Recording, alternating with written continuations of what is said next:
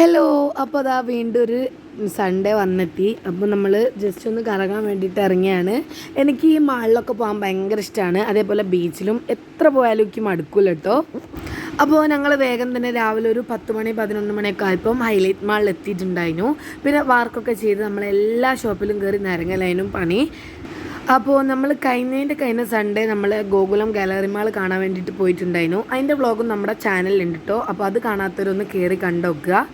പിന്നെ നമ്മൾ വേഗം തന്നെ ജിലോനെയും അലീനയും കളിക്കാൻ വേണ്ടിയിട്ട് കയറ്റി. ഓൾക്ക് എവിടെ കയറിയിട്ടും അവൾക്ക് ആ ഒരു ധൃതിയായിരുന്നു.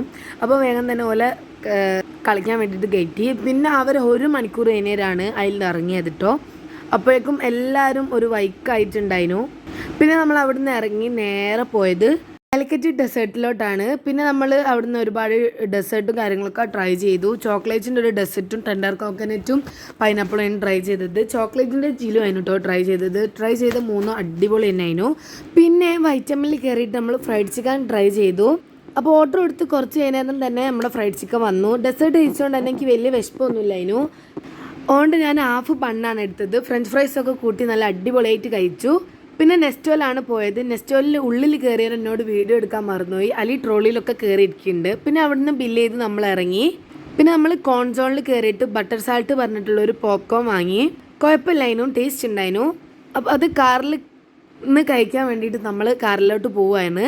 പിന്നെ നമ്മൾ നേരെ ബീച്ചിലോട്ടാണ് പോയത്. ബീച്ചിലെത്തിയാൽ എനിക്ക് തീരെ വിശപ്പില്ലായിരുന്നു. പക്ഷേ ചില്ലിങ്കൂട്ടിലാക്കി വെച്ചാൽ കടികളൊക്കെ കണ്ടേറെ കഴിക്കാണ്ടിരിക്കാൻ തോന്നിയില്ല. പിന്നെ എല്ലാം വാങ്ങി അങ്ങ് ട്രൈ ചെയ്തു. പിന്നെ സൺഡേ ആയതുകൊണ്ടാണെന്ന് തോന്നുന്നു നല്ല തിരക്കുണ്ടായിരുന്നു. പിന്നെ കുറച്ച് നേരം ഷൂ നനയല്ലോ എന്നൊക്കെ വിചാരിച്ച് കടലിലൊക്കെ ഇറങ്ങാണ്ടിരുന്നു. പിന്നെ കുറച്ച് നേരം കഴിഞ്ഞേരം എൻ്റെ ക്ഷമ പോയിട്ടോ. പിന്നെ ഞാൻ മണലിങ്ങനെ കുയ്യൊക്കെ ഉണ്ടാക്കി കടലാമെന്നൊക്കെ എഴുതി കടലിലൊക്കെ കുറേ നേരം കളിച്ചതിന് ശേഷമാണ് പോകുന്നത്. പിന്നെ ബീച്ചിൽ നല്ല അടിപൊളി ഡാൻസ് പ്രോഗ്രാമും അല്ലാത്ത പ്രോഗ്രാമൊക്കെ ഉണ്ടായിരുന്നു. പിന്നെ അതൊക്കെ കണ്ട് നമ്മൾ തിരിച്ചു പോന്നു. അടുത്തത് നല്ലൊരു വീഡിയോ വരാം കേട്ടോ. ബൈ.